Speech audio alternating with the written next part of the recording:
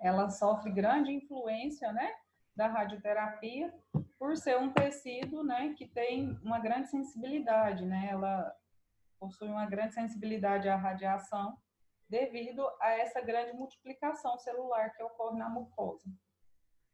Ela produz bastante efeito já nas primeiras semanas de aplicação da radioterapia, mas também possui uma regeneração já quando retorna, né, quando acaba o tratamento, né, encerra o tratamento, ela pode se regenerar. Às vezes ocorre uma atrofia no tecido, mas em grande parte esse tecido se regenera normalmente. Então isso é o que a gente vê, né, um efeito da radioterapia, né, que a gente chama de mucosite, olha essa inflamação na mucosa, né? Pensa, né, quando você tem uma afta na boca, já te incomoda. Imagina quando a sua boca inteira é uma afta. Isso é bastante incômodo, né? O paciente sofre bastante. A gente falou sobre essas placas, né, amareladas ou brancas, são placas pseudomembranosas, né, formadas pela escamação das células mais externas da mucosa. Dói bastante, né? Tem os efeitos também sobre as glândulas salivares do paciente. Então, além de estar muito machucada a boca, diminui a quantidade de saliva, o que aumenta o incômodo, né? Apresenta, olha só, essa atrofia, né, no lábio, na mucosa labial também. É bastante incômodo para o paciente, né? A língua perde papila. As papilas gustativas também, como eu comecei a dizer, né? Elas produzem uma degeneração na arquitetura, olha, a língua se torna mais lisa, né? E isso aumenta a sensibilidade.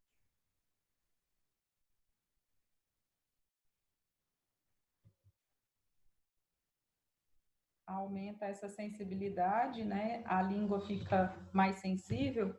A gente é bastante comum nos pacientes, né? Tem uma prevalência bastante comum, é língua geográfica, né? Então fica parecendo aquilo lá, aquela perda da estrutura das papilas, mas isso aqui geralmente é generalizado e torna a língua bastante sensível. O paciente, por causa dessa alteração nas papilas gustativas, ele exibe perda do paladar, fica com alteração do paladar. E essa perda do paladar pode ser reversível, né? Às vezes demora um pouco, ó, pode levar de 60 a 120 dias, mas geralmente acontece a reversão dessa perda do paladar. O efeito bastante grave, né, na nossa área de atuação, na cavidade bucal, é o efeito da radioterapia nas glândulas salivares. As parótidas são as mais afetadas, né? E aí produz uma redução acentuada e progressiva da saliva. O paciente para de produzir saliva. E isso é muito grave, né? É muito complicado. Produz diversos danos à cavidade bucal. Primeiro, igual eu já tinha mencionado para vocês, sobre as mucosas, né? A mucosa já está inflamada e ela se torna mais ressecada, então esse efeito da inflamação aumenta bastante, né? Causa muita dor no paciente. E também sobre o efeito tampão da saliva na boca do paciente, né? O paciente vai exibir, por causa dessa perda da saliva, várias cáries de radiação, que a gente vai falar mais para frente. E também aumenta esse atrito da mucosa e aumenta o trauma, né? O paciente começa a morder a boca, o lábio, então é bastante desconfortável, né? Essa perda na saliva, essa redução da saliva é dose dependente. O que quer dizer? Quanto maior a dose, maior a redução de saliva na boca do paciente.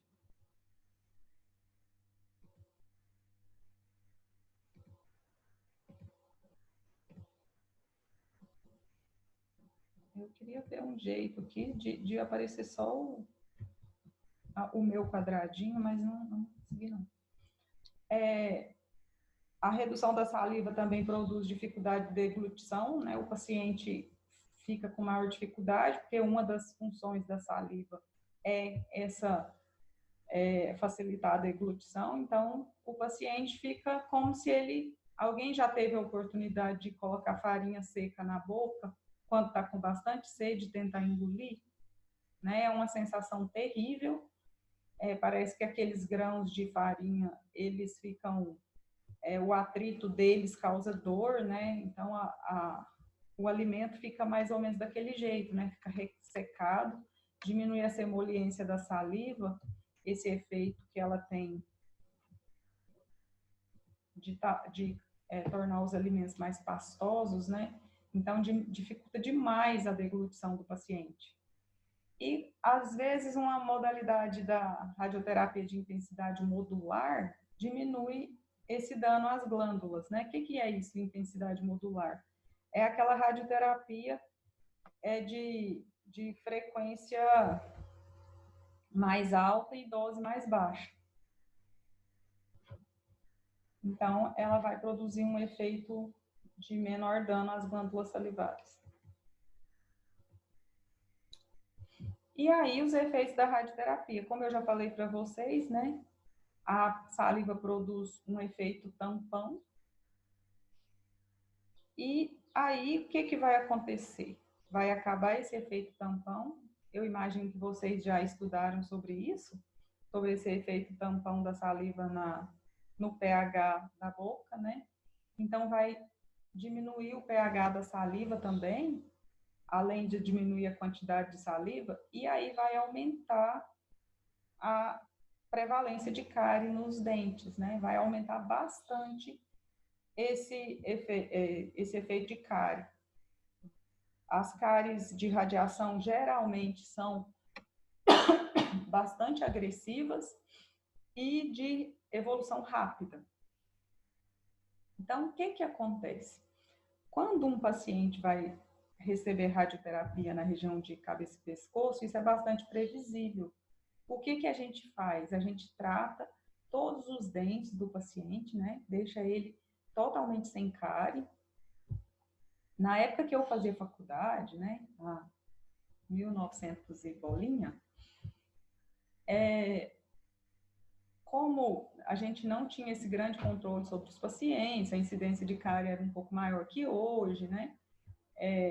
As doses de radiação eram bem maiores, né? Não tinham essa condição de tratar com doses menores, então a incidência sobre essas glândulas e esse dano era muito maior. Praticamente todos os pacientes que iam ser irradiados em cabeça e pescoço eram extraídos todos os dentes do paciente. Quando eu digo todos, eram todos, né? Dentes rígidos, dentes com restauração, dentes com coroa. Por quê? Porque as cáries de radiação são bastante agressivas e a chance desse dente ter uma cárie e se perder era muito grande. E a gente vai falar sobre isso mais para frente. As extrações são praticamente impossíveis nessa situação. Então, um paciente que é irradiado, ele tem bastante diminuição na irrigação sanguínea do osso. E aí, o que vai acontecer? O dente vai se perder e não vai poder ser extraído. Então, já se faziam essas extrações prévias, né, para diminuir a chance, né, zerar a chance de ter que se fazer uma extração pós-irradiação. A gravidade desse dano aos dentes, às glândulas salivares, depende da dose, como eu já disse, né?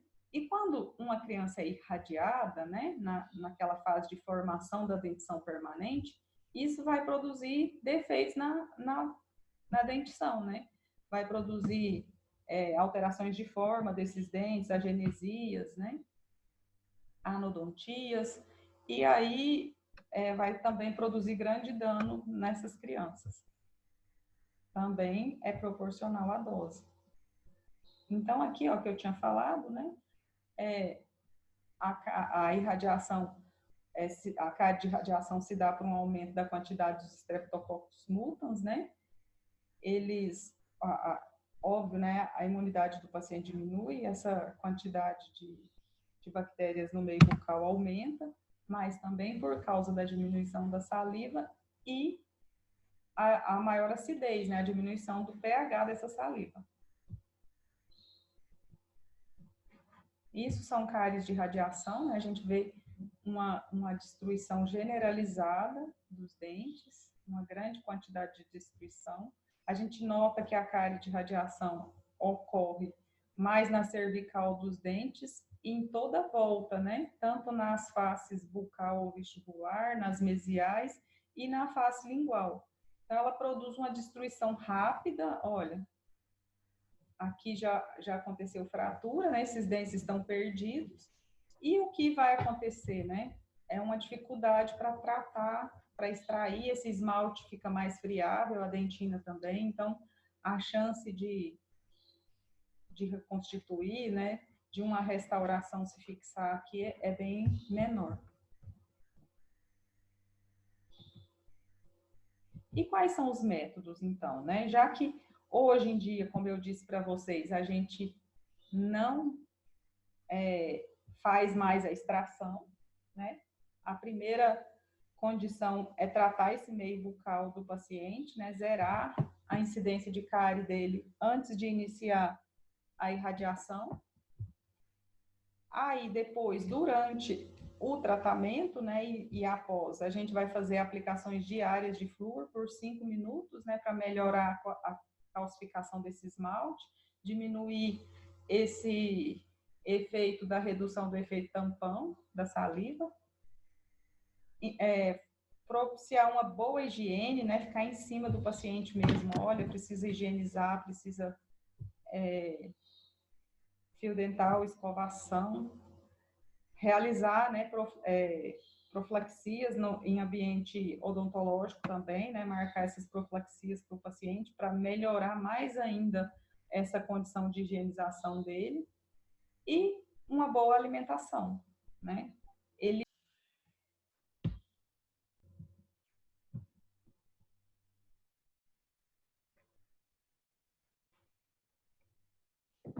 Gente, desculpa.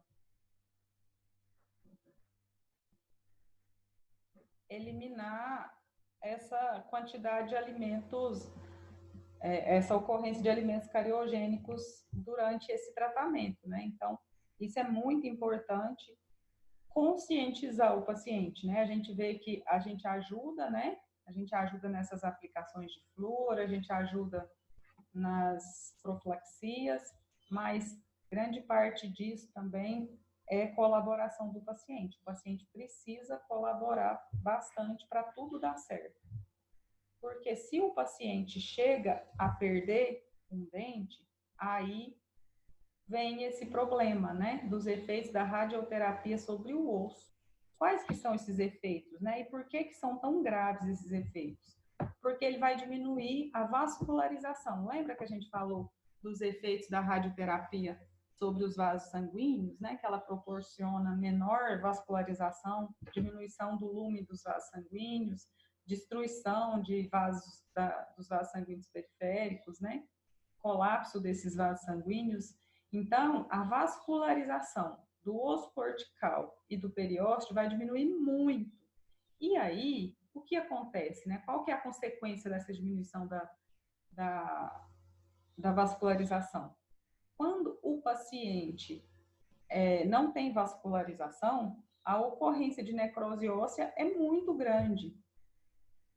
E aí, se eu vou fazer uma extração, essa regeneração é quase impossível, né?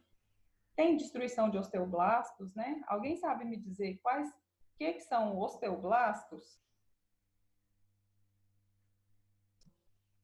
Hein, gente? Osteoblastos são células ósseas responsáveis pela produção de matriz extracelular, certo? Exatamente, Breno. Osteoblastos são células responsáveis pela produção da matriz óssea, né? Então, se eu tenho essa destruição desses osteoblastos, como é que eu vou regenerar o osso, né? Fica quase impossível. Tem uma diminuição na mineralização, né? Nessa dureza óssea, nessa firmeza do osso. E aí também tem uma outra consequência que é, lembra que a gente falou que a mucosa sofre demais. Então, se a mucosa já está sofrendo, já tem grande consequência de degeneração nessa mucosa, aí vai ocorrer uma coisa grave também, que é a exposição do osso, né? O osso já está sensível, a mucosa está destruída, e aí vai ocorrer uma coisa chamada osteoradionecrose, que é uma consequência muito grave da radioterapia. Que se forma isso aqui, ó, são sequestros ósseos. Notem, ó, a mucosa está destruída, e isso que a gente vê amarelado é osso exposto, osso necrosado, né?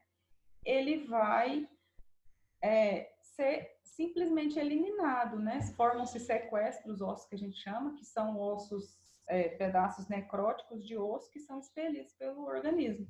E tratar isso aqui é realmente muito difícil, né? Pela condição do paciente, né? Quando eu submeto o paciente a um processo cirúrgico, então eu necessito de vascularização para produzir essa cicatrização, então já não tem vascularização nem no osso, nem na mucosa, que estão assim já em colapso, né? E essa osteoradionecrose é mais evidente na mandíbula, por quê? Porque a mandíbula por si só já é um osso menos. É muita coisa feia mesmo, né, Natália?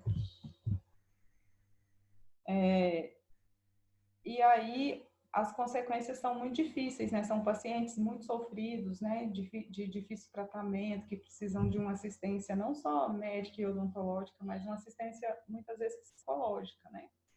Realmente são imagens feias, né?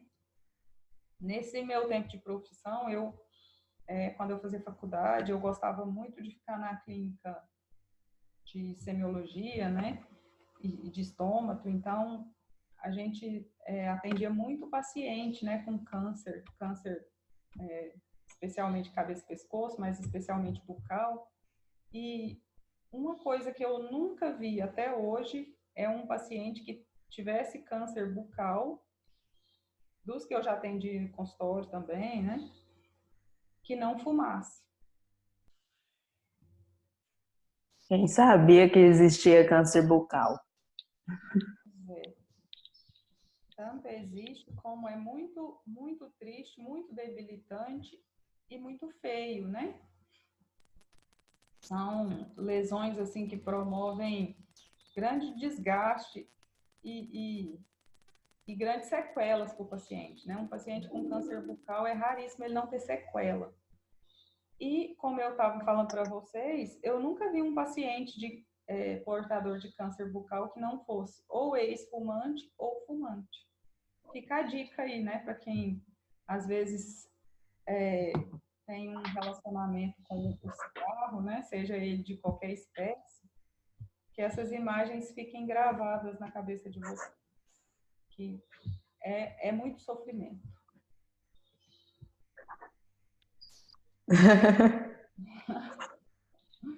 Nem vou falar quem fuma aqui. Sem querer fazer terrorismo. Nem eu, não vou nem falar. Então tá bom, eu nem quero saber também.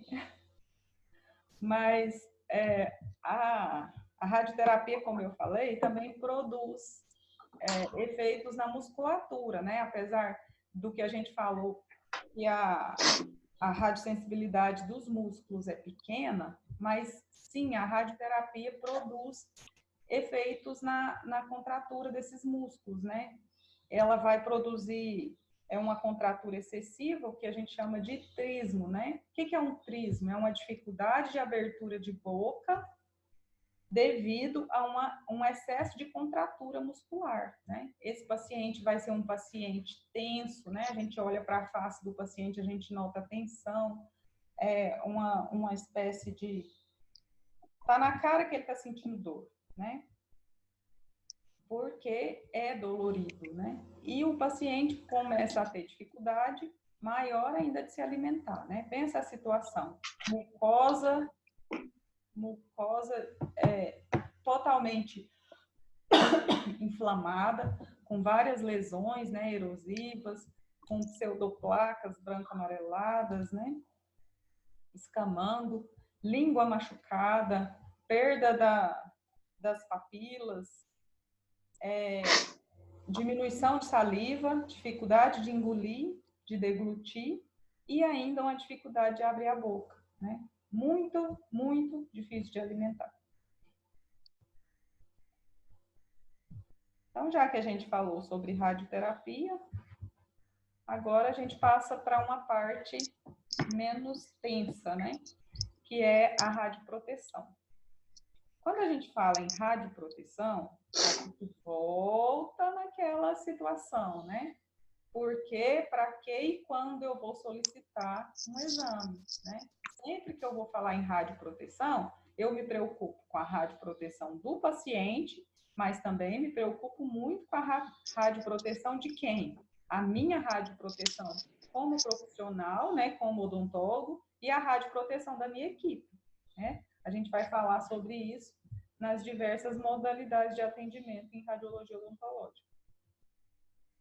Então, alguns são os princípios orientadores dessa radioproteção, né? Eu preciso me proteger e eu preciso proteger a minha equipe e o meu paciente. O cirurgião dentista é o responsável por isso, né?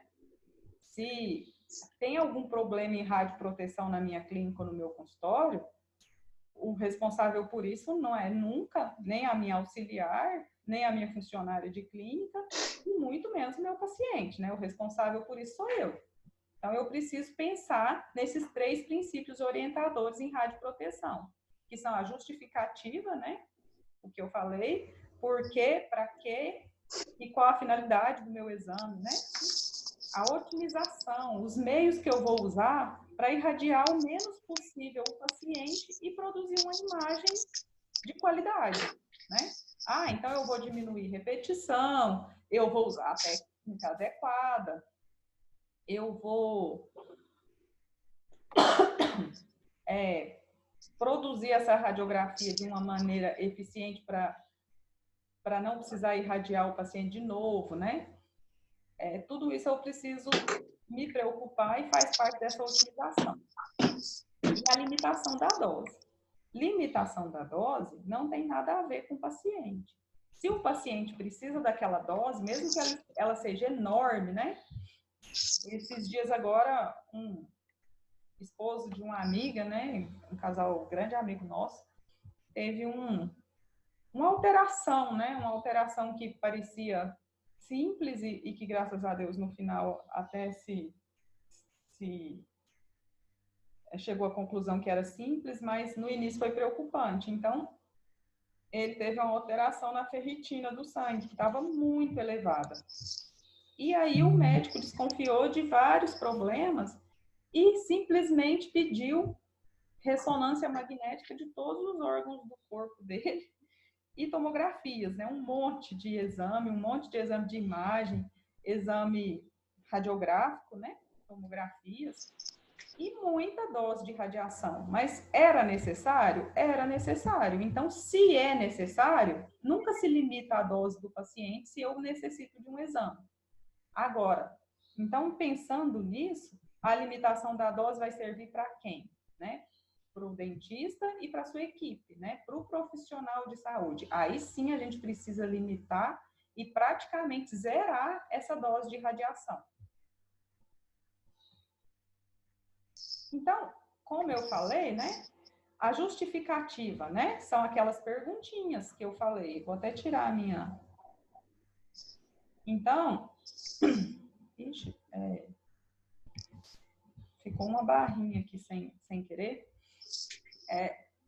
Então, essa justificativa se refere, né, a situações que os benefícios têm que ser maiores que o dano que eu vou causar no meu paciente, porque sempre que eu radiografo o paciente, eu vou causar um dano. Nunca se esqueçam disso.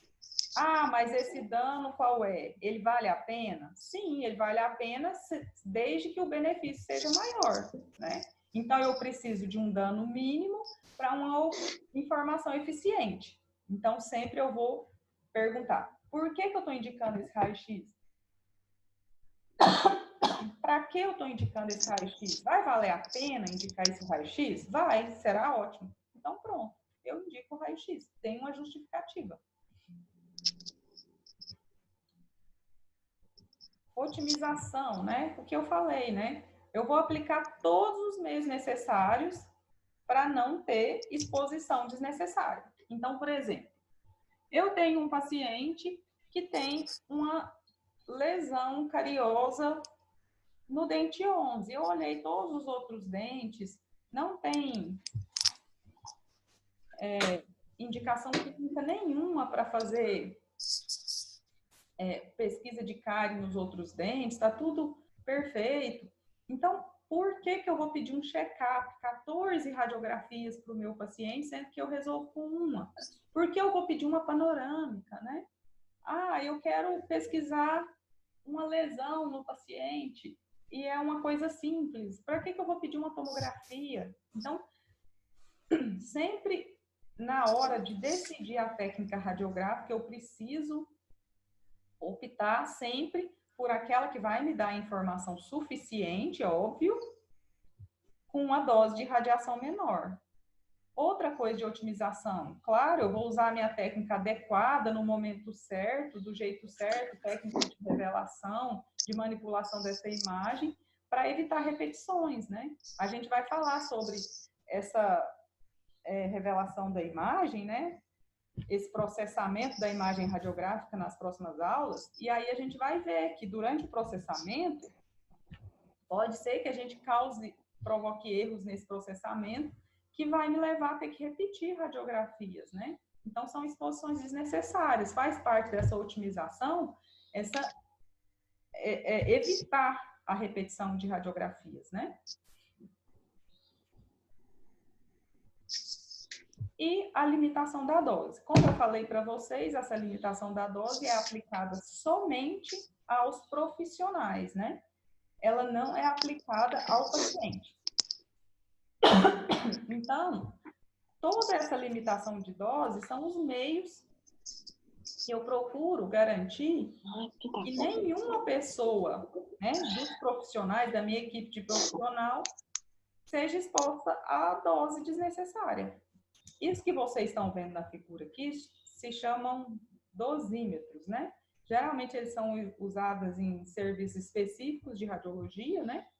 Tanto odontológica quanto médica. Então, aquele profissional da área, ele coloca, né? Toda vez que ele vai trabalhar, ele coloca no jaleco como se fosse um crachá. E esse dosímetro vai medir, ele é sensível à radiação. Então, como o próprio nome diz, ele mede a dose de radiação. No final, o profissional passa o tempo inteiro com esse dosímetro ligado ao seu corpo, né? Toda exposição que ele vai fazer, ele está com o dosímetro, porque se houver uma falha, né? Tanto humana quanto da estrutura da clínica, esse dosímetro vai ser sensibilizado por essa radiação. E aí tem uma dose limite, né? Quando a gente manda para a empresa, a gente recebe esse dosímetro zerado todo mês e manda no final do mês para ser realizada a medida. Quando esse dosímetro sofre alguma interferência de radiação, né? Quando ele é exposto a alguma radiação, isso acende o alerta. Então, a clínica tem que passar por uma auditoria, tem que fazer medidas e tem que se descobrir por que aquele profissional foi exposto a essa dose, né? Se o dosímetro foi, o profissional também foi.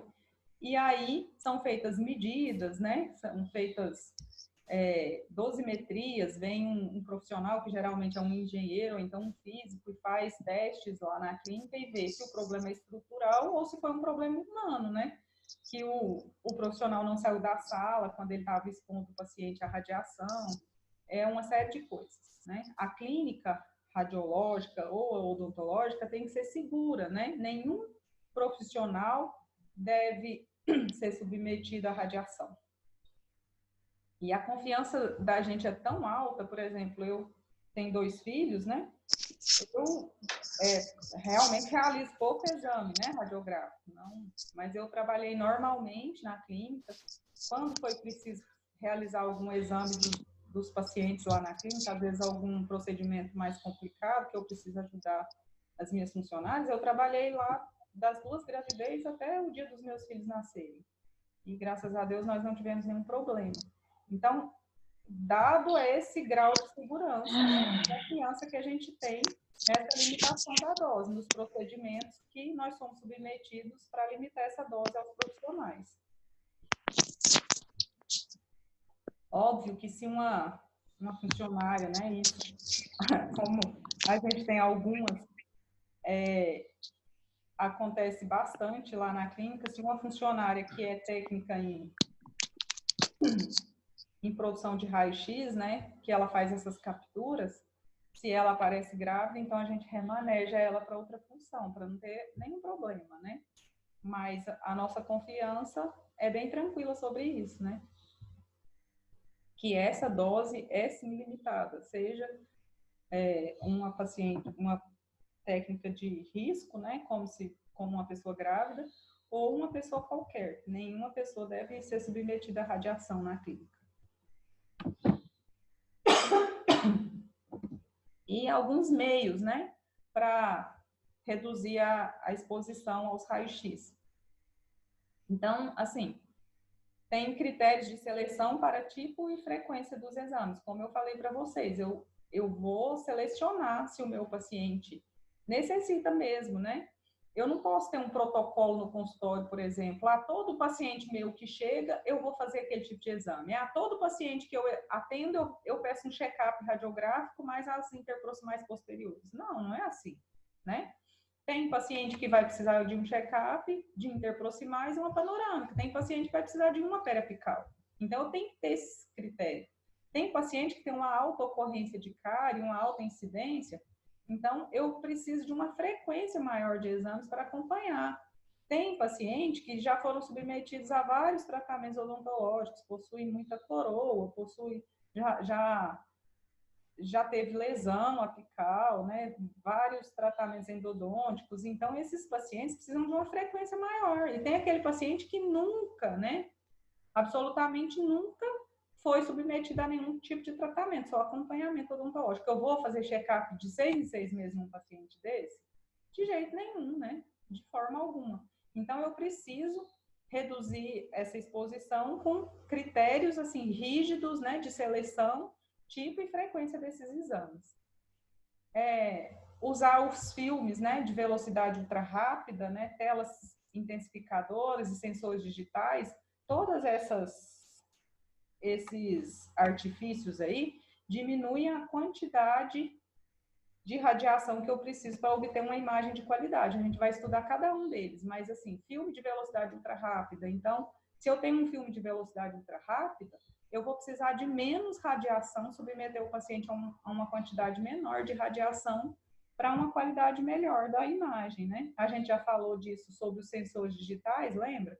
Ele precisa de menos radiação para ser sensibilizado, porque ele tem uma gama maior de tons de cinza, né? Geralmente, a gente expõe o paciente entre 60 e 70 kVp, né, que é a quilovoltagem. Nesse intervalo, então, eu consigo imagens de qualidade com uma exposição menor, né? Colimadores retangulares, né? São filtros. Lembra que eu falei que a radiação, ela acontece e vai se espalhando, né? Ela tem um ângulo de espalhamento. Os raios-x não são paralelos, né? Eles são dispersivos. Então, esses colimadores são filtros que filtram e a gente consegue usar somente os raios-x mais centrais do feixe de raio-x, e aí a gente usa fótons, né, de raio-x de melhor qualidade. E eles são retangulares porque o filme é retangular, né, o sensor é retangular. Protetores de tireoide, né, são coisas bastante faladas, né, às vezes a mídia, tempo desse atrás o Dr. Drauzio Varela falou sobre isso, né, que são, a maioria das clínicas não pede, né, protetor, não coloca no paciente aquele protetor, e a tireoide é uma glândula como eu já expliquei para vocês, né, as glândulas, elas são tecidos bastante radiosensíveis, então ela precisa, sim, de proteção, né? Quando a gente vai fazer um raio-x que permite usar esse protetor de tireoide, a gente tem sim que usar, né? Nem sempre. Uma panorâmica, por exemplo, ela não me permite, né? Uma tomografia de mandíbula não me permite, porque o colar, o protetor de tireoide, vai interferir na imagem. Mas todas as periapicais interproximais é obrigatório o uso de protetor de tireoide, né? No nosso caso. Eu vou encerrar de novo a reunião.